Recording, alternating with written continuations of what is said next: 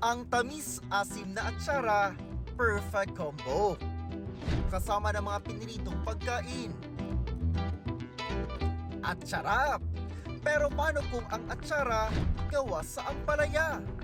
Yan ang bittersweet recipe ng misis at dating OFW sa Saudi na si Salve ng San Vicente, Camarines Norte. Inspired daw ito sa kinilaw na ampalaya ng mga Arab. Nakailang trial pa si Mami Salve para makuha ang tamang timpla at mapatay ang pait ng ampalaya. Para ma-achieve, gumamit ng bell pepper, carrots, asukal, suka, at ang bidang ampalaya. Yung timpla po ng kanyang suka, parehas lang din po sa paggawa ng ampalaya.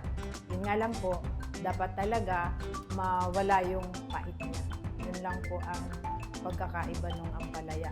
Sa tulong ng DTI, mas na-improve pa raw niya ang paggawa ng kanyang mga produkto.